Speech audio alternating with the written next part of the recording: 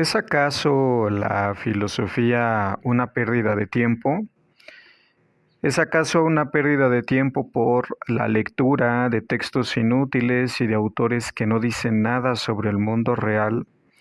Y a veces parece que únicamente se concentran en la reconstrucción o construcción de ficciones y de escenarios inexistentes, pero que venden bien las editoriales.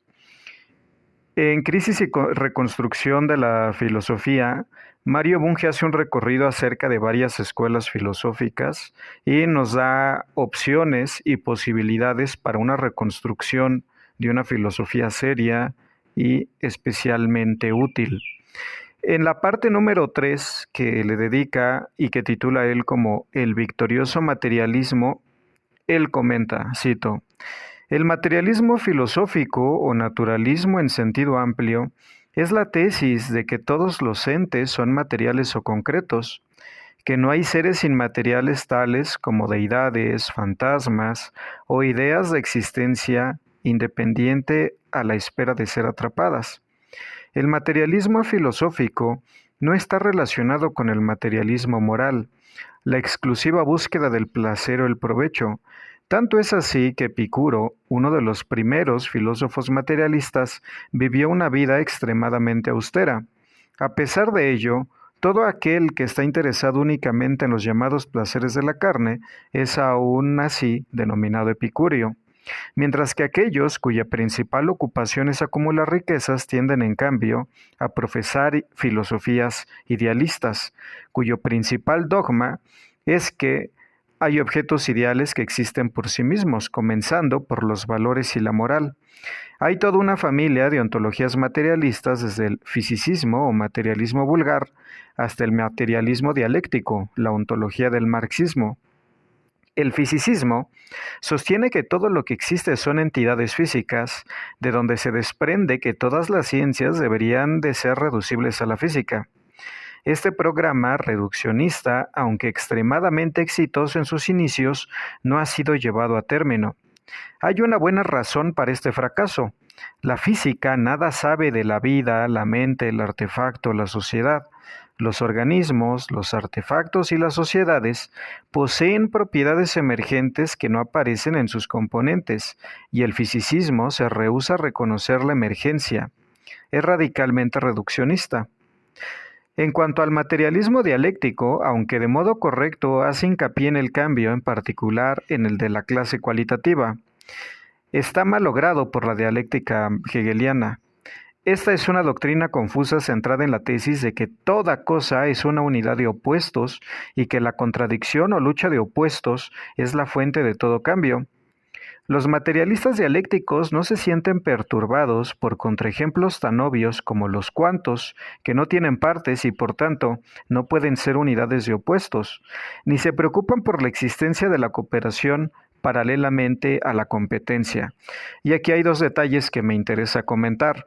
En ese sentido, los más materialistas, digamos, que adoran el dinero, los más monetaristas, ustedes tienen el caso de Javier Milei, asumen que ellos están muy atentos a la realidad y que hacen coordinar las cuentas y que están muy preocupados en las matemáticas.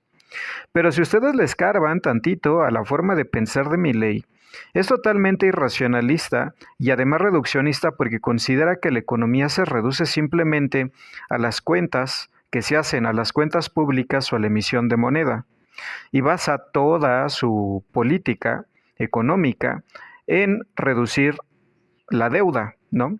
De manera que elimina todos los gastos para que cuadren las cuentas, cuando eso sería el equivalente a que en una familia se eliminen los gastos en comida, en salud, en los libros de los niños, etcétera, para que haya números verdes y no se gaste más de lo que se gana, pero lo que está ocurriendo es que simplemente, pues, esa familia va a estar en una situación difícil para alimentarse y para suplir sus necesidades. Ello no implica que la deuda tenga que ser infinita o que se tenga que hacer de manera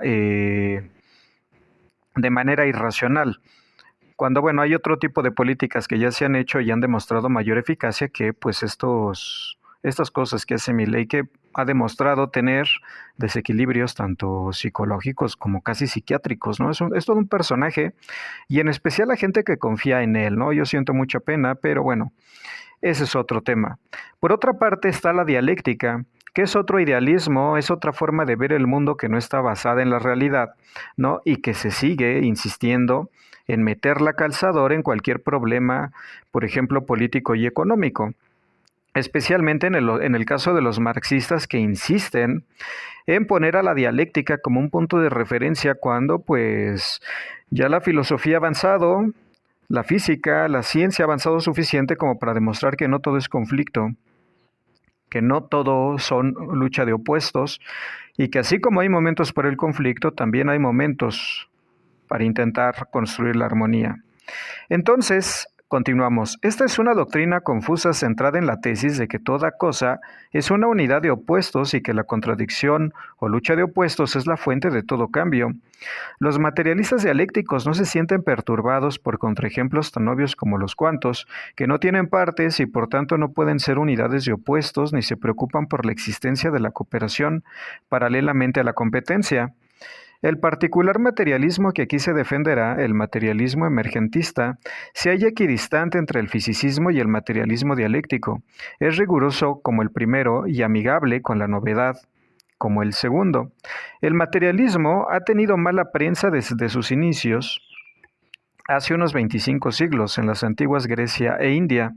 Ha sido desacreditado por los filósofos idealistas y aún está notablemente ausente de la mayoría de los programas de estudios universitarios. Sin embargo, nada hay de malo o de esotérico en el materialismo. Es la filosofía inherente a todas las ciencias fácticas y las tecnologías. En efecto, todas ellas tratan únicamente con cosas concretas sin invocar ninguna clase de poderes espirituales o ideas de existencia independiente. Y esta parte interrumpo es muy seria, porque en los planes de estudio universitarios ustedes van a encontrar únicamente autores que trabajan con ideas, que trabajan con supuestos y que generalmente nunca estos supuestos se llevan a la práctica, al mundo real, es decir, con experimentación y evidencia empírica. Eso es lo que separa el materialismo del idealismo, la experimentación y la evidencia, los resultados para afirmar o negar alguna cosa, ¿no? Entonces, el idealismo, Hegel, Kant y toda aquella bola de autores, ¿no?, que simplemente están entre conceptos, entre ideas, que bueno, tuvieron su importancia, tuvieron su momento, pero es increíble que hasta la fecha los filósofos que se siguen tomando en cuenta son de aquellas épocas y especialmente aquellos que no tuvieron ningún contacto y ningún interés con la ciencia, ¿no?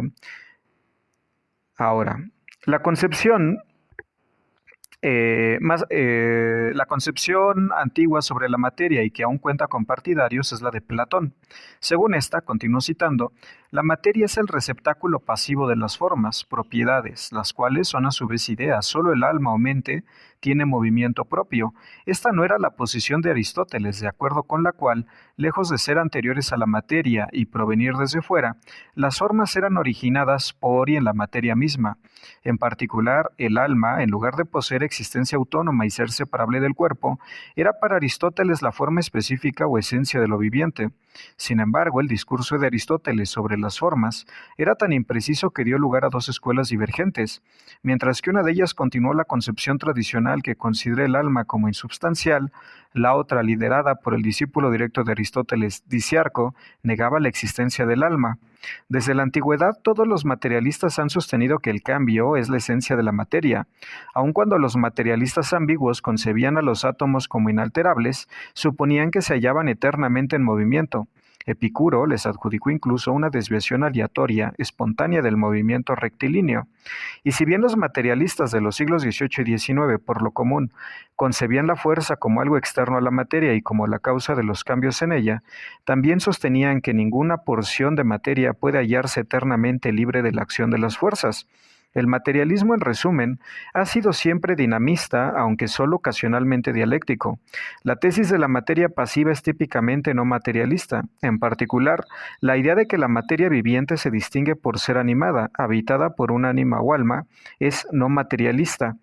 En cuanto se empiezan a insertar, ideas como el alma, como el espíritu, o conceptos que no son materialmente existentes o de los cuales hay evidencia, estamos ante idealismo.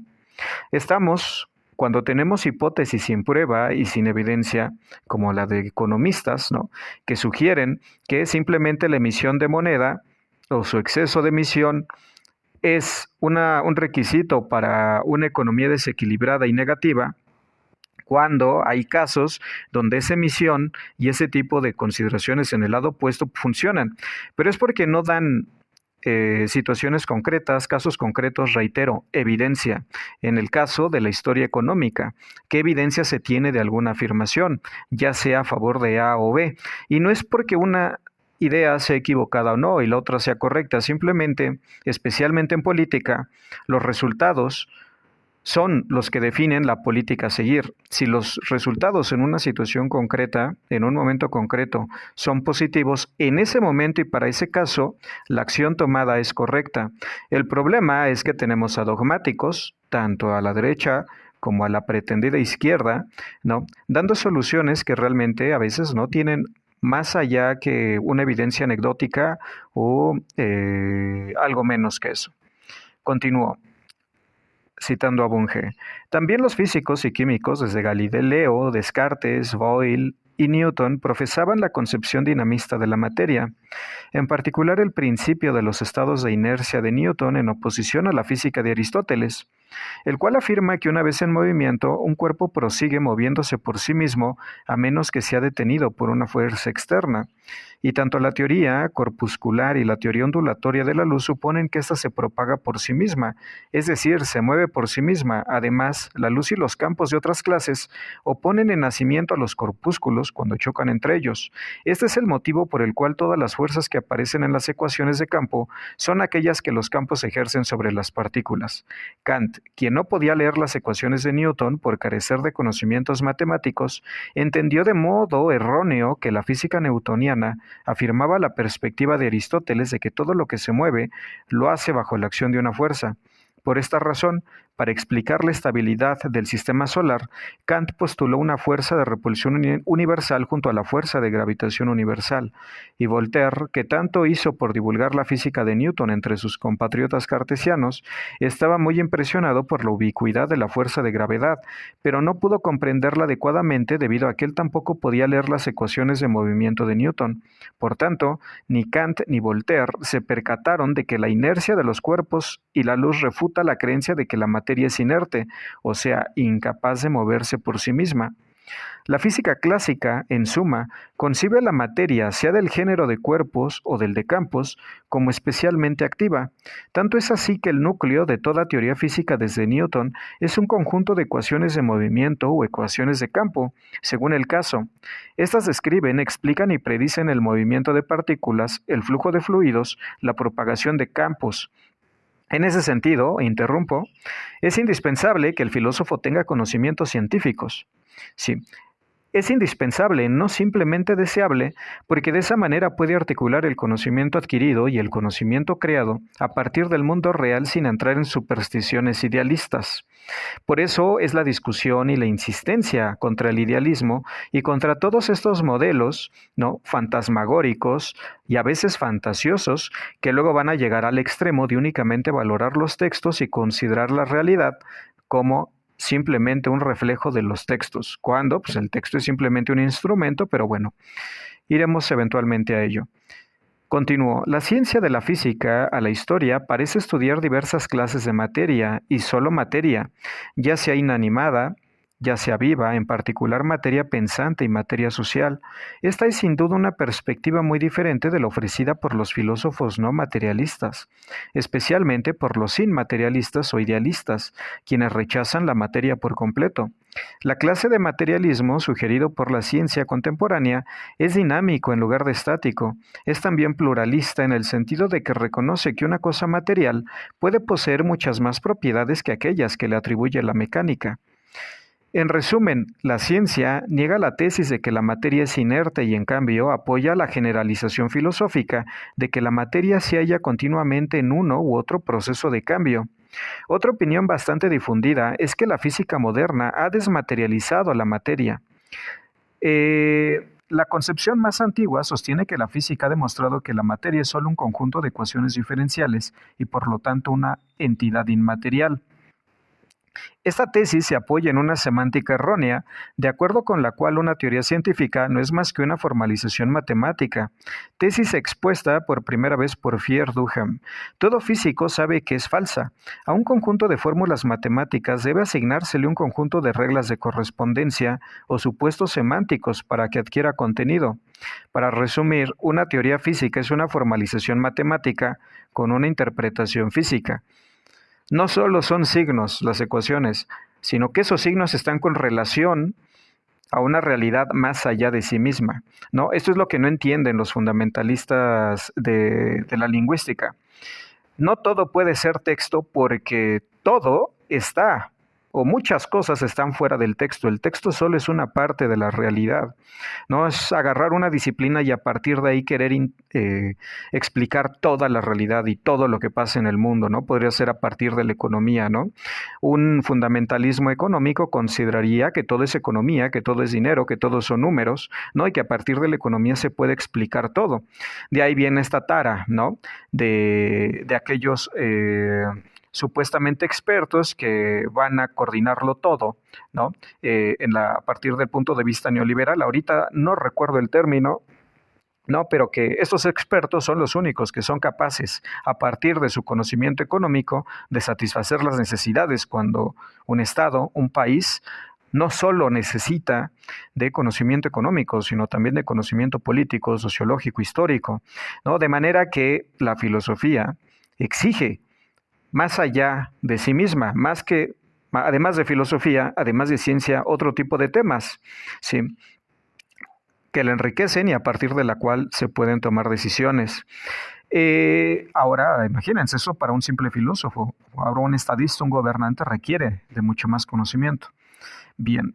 Entonces, y la teoría, cito, lejos de ser idéntica a su referente, una entidad física, lo representa o describe de manera exacta o pobre según sea el caso.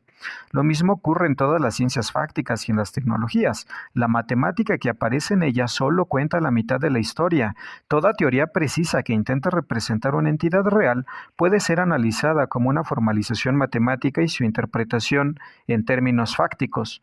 ¿Sí? Incluso hasta las matemáticas, que son un conjunto de signos, requieren de la realidad para ser entendidas, requieren de su referente. Bien, un tercer defecto grave del dualismo psiconeural.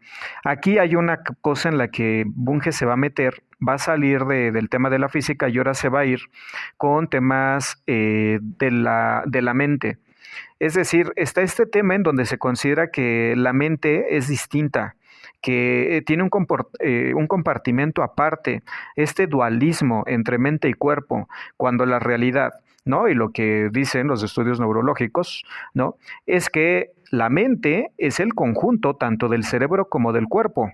Una mente se configura a partir de la química del cuerpo, a partir de la química que ya viene desde la genética, desde los hábitos y que está condicionada por la realidad concreta de ese cuerpo y de ese cerebro que están combinados, ¿no? Y esa mente es el resultado de aquella configuración tan, con tantos detalles que prácticamente es irrepetible. Pero bueno, un tercer defecto grave del dualismo psiconeural, esto de considerar la mente por fuera del cerebro o aparte, ¿no? El dualismo llamado. Un tercer defecto grave del dualismo psiconeural es que es compatible con el creacionismo, pero no con la biología evolutiva. En efecto, si la mente es inmaterial, entonces se halla por sobre de las vicisitudes de la materia viviente, en particular por encima de la selección natural. En cambio, según el materialismo, la mente evoluciona junto con su órgano, el cerebro. Por ello, cuando el Papa Juan Pablo II por fin admitió en el 96 que la evolución biológica es real, excluyó de ella el alma. Pero el peor rasgo del dualismo psiconeural es que obstaculiza la investigación. Esto es así porque posee una respuesta pronta para todo problema que se presente bajo el paraguas del problema mente-cuerpo y porque rehúsa observar dentro del cerebro para indagar acerca de la mente. De este modo, refuerza la separación entre la psicología y la neurociencia y favorece así la psicoterapia verbal por encima de las terapias de conducta y de aquellas que utilizan sustancias. Del mismo modo, el dualismo fomenta la superstición, especialmente la creencia en la telepatía, la psicoquinesia, la clarividencia, la precognición y las diferentes entidades inmateriales psicoanalíticas. Las filosofías idealistas de la cultura nos han acostumbrado a considerar la cultura y los objetos culturales como si fuesen inmateriales, ¿no? Ya una vez que ha tocado el tema de la mente, ahora se va sobre la concepción del mundo, ¿no? Ya esta fetichización que hacen algunos culturalistas acerca de la cultura, como si fuesen algo que existen por encima de las comunidades y de las personas que crean esos objetos culturales, ¿no? Como si la cultura fuese algo que existe con existencia propia y que va a condicionar la vida de las comunidades. Vamos a ver qué nos dice Mario Bunge. Las filosofías idealistas de la cultura nos han acostumbrado a considerar la cultura y los objetos culturales como si fuesen inmateriales. Esta concepción abrió un abismo entre el ser humano y otros animales, así como entre las ciencias de la cultura y todas las demás. También hace difícil comprender por qué la cultura de una sociedad depende de y coevoluciona junto con su economía y su organización política.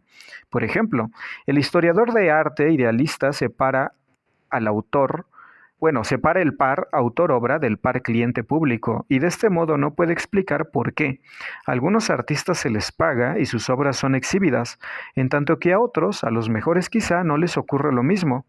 Los materialistas históricos y culturales han criticado el idealismo cultural y han intentado mostrar que las circunstancias materiales y las actividades del ser humano, a saber, el entorno natural, su transformación a través del trabajo y las relaciones resultantes de esta actividad, determinan todo lo demás, en particular la cultura intelectual y artística, así como la ideología de una sociedad, se transforman en epifenómenos a los que se refiere colectivamente como la superestructura ideal, montada sobre la infraestructura económica, material. De este modo, los materialismos histórico y cultural quedan reducidos básicamente al determinismo económico. De seguro, esta doctrina es suavizada a menudo mediante la adición de una nota al pie. Una vez formada, la superestructura adquiere una importancia propia y puede actuar sobre la infraestructura. Aún así, esta última se mantiene como el primer motor y la superestructura es considerada inmaterial o ideal. Un caso claro, si bien inadvertido, de dualismo. Sostengo que los materialismos histórico y cultural son materialistas solo a medias, porque incorporan el dualismo mente-materia, y más aún, que no pueden explicar las interacciones reales entre la cultura de una sociedad y otros subsistemas de esta. Que los materialismos histórico y cultural son dualistas parece obvio. Para un genuino materialista no hay tal cosa como una entidad inmaterial o ideal, sin importar que esté montado o no sobre una entidad material, y que la tesis de la primacía absoluta de la economía por sobre todo lo demás es inadecuada. Parece evidente cuando se piensa que un cambio social puede comenzar tanto en la economía como en la cultura o la política, y que algunos cambios culturales tales como la invención y difusión del arte, la religión, la escritura, el cálculo, la ciencia y la tecnología, fundida en la ciencia, han tenido importantes efectos económicos y políticos. Una concepción materialista alternativa y coherente es la siguiente. Puede concebirse una sociedad humana como un sistema concreto, material, compuesto de seres humanos y sus artefactos tales como herramientas, máquinas, animales domésticos, organizaciones formales y documentos. Este sistema, a su vez, puede dividirse en 4 grandes subsistemas: el biológico, el económico, el cultural y el político. La cultura de una sociedad, no importa cuán primitiva ésta sea, es un sistema compuesto por personas vivas y artefactos culturales tales como grabados y pinturas, papiros y disquetes de computadora, planos y mapas, partituras musicales y tablas estadísticas. Este sistema se mantiene unido por medio de vínculos de información, del mismo modo que un sistema biológico es integrado por las relaciones de parentesco y amistad, como la economía se mantiene unida gracias a los vínculos de trabajo y comercio, y del mismo modo que la política se sostiene en las relaciones de administración y poder. Por lo tanto, la cultura de una sociedad puede ser considerada como un sistema material, aunque no como un sistema físico, puesto que está caracterizada por propiedades, relaciones y procesos no físicos, emergentes, tales como la creación y difusión del conocimiento, la elaboración e interpretación de símbolos, el diseño de artefactos, la danza, la escultura y la devoción religiosa. Una actividad cultural es una actividad cerebral de una clase determinada, cada vez más auxiliada por artefactos de diferentes clases, personas que influye sobre el modo en el cual otras personas piensan, sienten o actúan.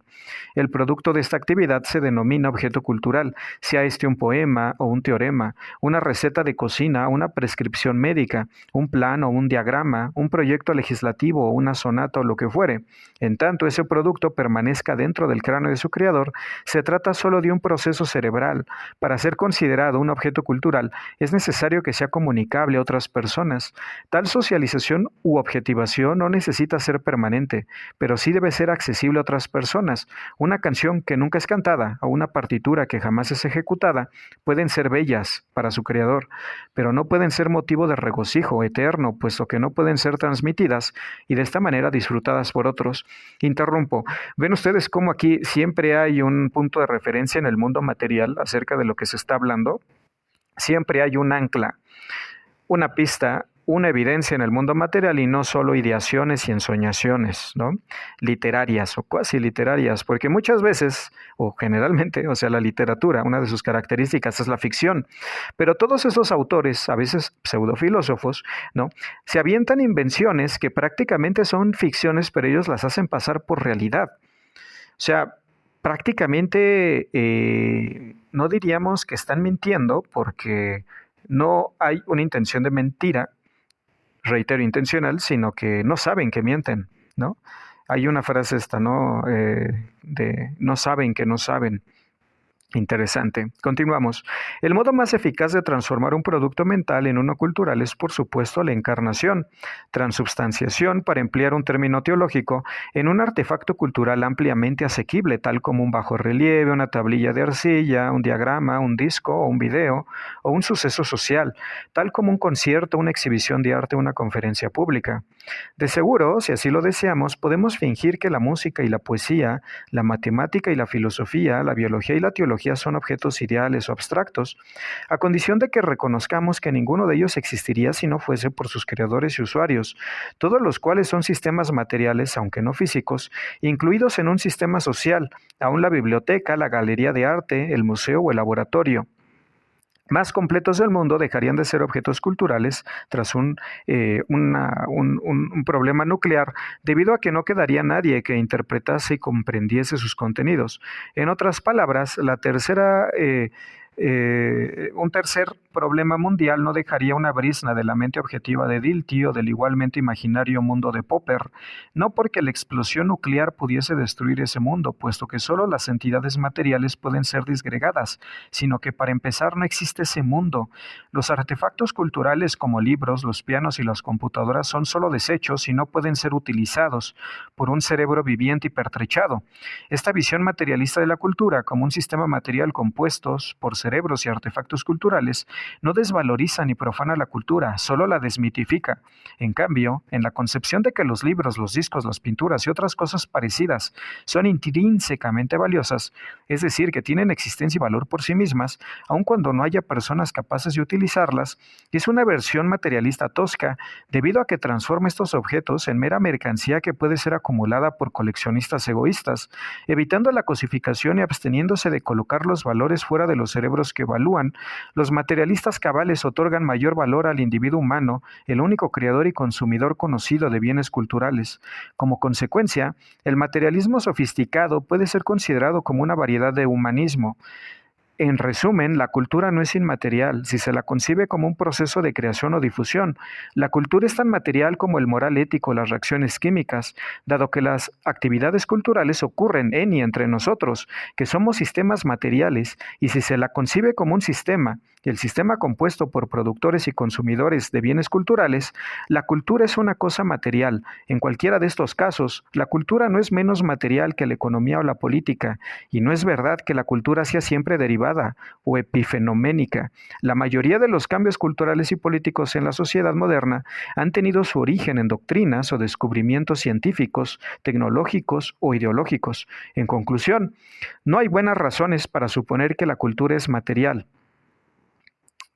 En cambio, existen ventajas tanto intelectuales como prácticas en la tesis de que la cultura de una sociedad es un subsistema material de esta última y por ello puede ser tanto nutrida como sofocada por la economía o la política. Una de las ventajas de esta concepción es que contribuye a explicar la fértil simbiosis entre cerebros individuales y artefactos culturales.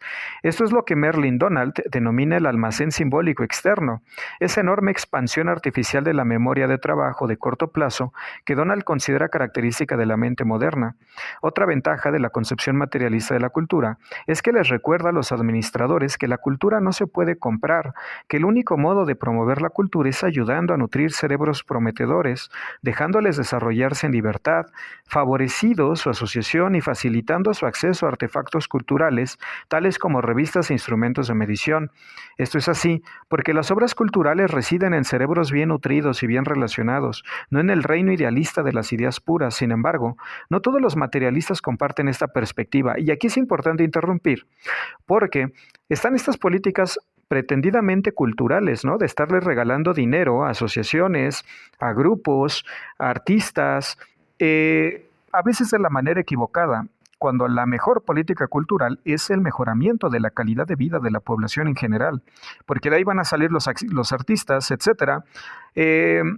Una cosa no implica la negación de la otra, el de directamente otorgar recursos a artistas y estas organizaciones, pero el artista debe vivir de su obra. Las organizaciones tienen que vivir de su trabajo de la misma manera que el periodista tiene que trabajar, tiene que vivir de sus notas, y los periódicos, las revistas, los noticieros tienen que vivir de lo que pueden generar, no por lo que reciban del Estado, ¿no? Porque aquí tenemos otro tema, por ejemplo, de lo que en México se denomina el chayote, ¿no? Que más que nutrir a la cultura, entre comillas, o esta idealización de la cultura, lo que se hace, pues es prácticamente sobornar, maicear artistas, organizaciones afines al régimen en cuestión, cuando pues lo más conveniente es directamente nutrir a aquellos que se convertirán en artistas, en nutrir y mejorar la calidad de la vida de aquellos que consumen arte,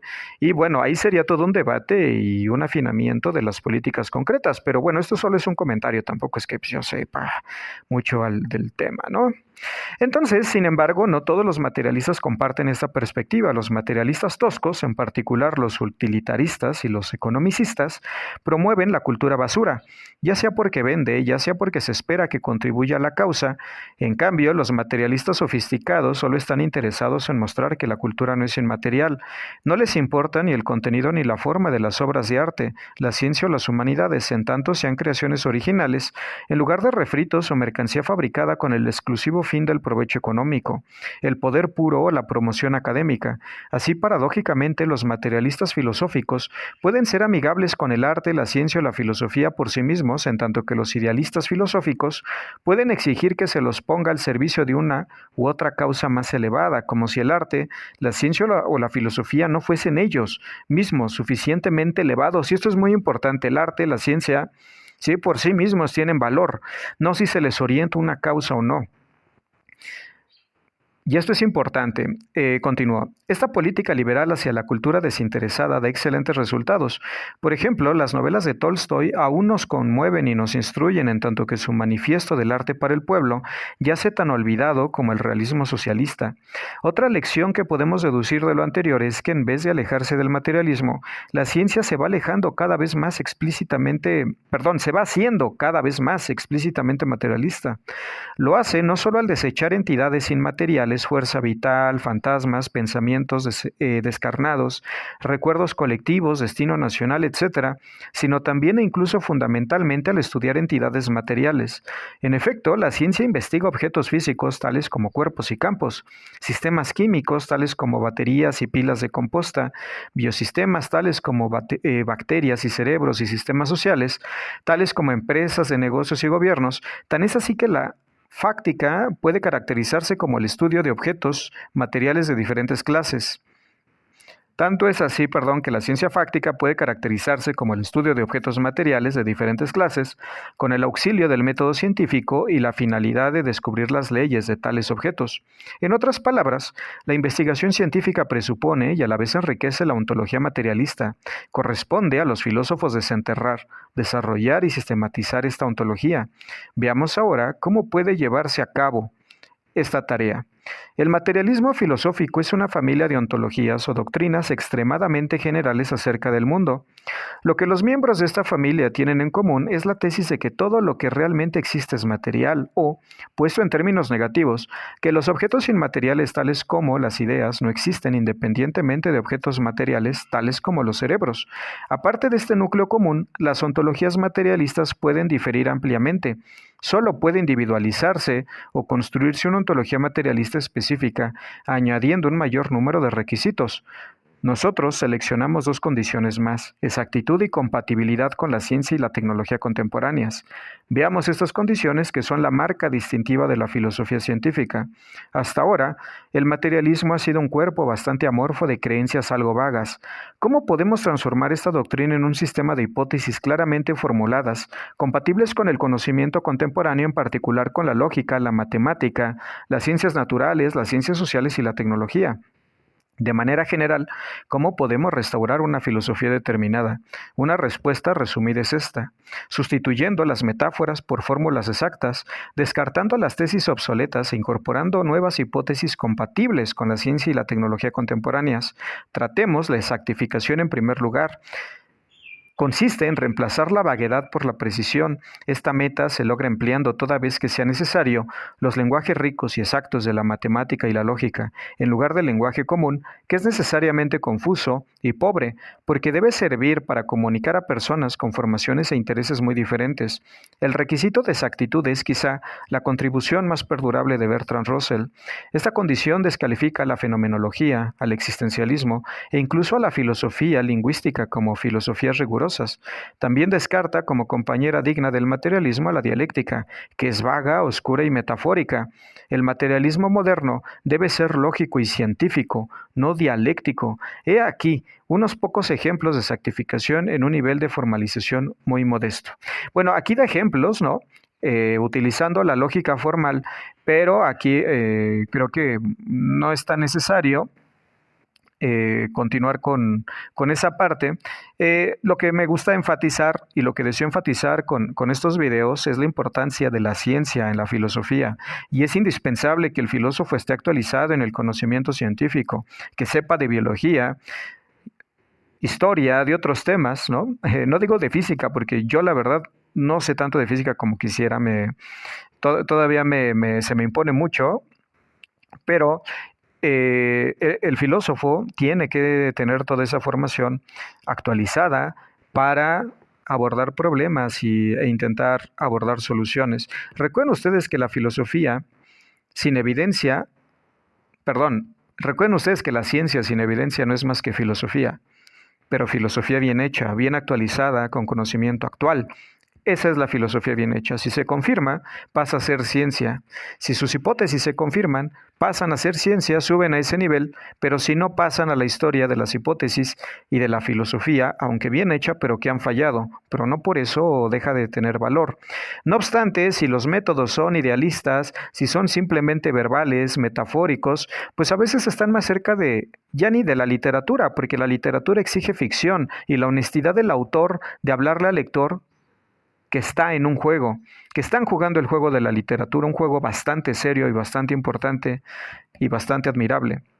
Pero esta situación tiene que quedar bien diferenciada: literatura, filosofía, ciencia y una filosofía científica, que llevan una ciencia el conocimiento que nos permite mejorar nuestra calidad de vida y la calidad de vida de todos, porque la ciencia no distingue, no discrimina, ¿no? Entonces, por favor comenten, por favor compartan. En esta ocasión quiero hacer un video un poco más corto para que ustedes no estén tan ametrallados con ideas, ¿no? Sino podamos centrarnos en detalles concretos. Entonces, compartan, por favor, comenten en lo posible, porque a YouTube no le interesan estos contenidos. Es más, lo sepulta bajo un montón de cosas irrelevantes, ¿no? Y además yo intento no hablar de los mismos filósofos que todos. Por ejemplo, si ustedes hacen una búsqueda en YouTube, ¿no? Los más populares siempre terminan hablando de Nietzsche, de Heidegger, ¿no? De estos imaginarios, de estos que intentan ser poetas, ¿no? Schopenhauer, ¿no? Y de que siempre de los mismos temas, los mismos clichés, ¿no? Aquí intento hacerlo diferente, intento hacer una filosofía o hablar de una filosofía mucho más útil, mucho más científica, y por ello que yo es la que considero va a terminar predominando, aunque por el momento todavía no lo hace, ¿no? Pero a mí me parece la más importante y la más útil. Un saludo y una excelente semana.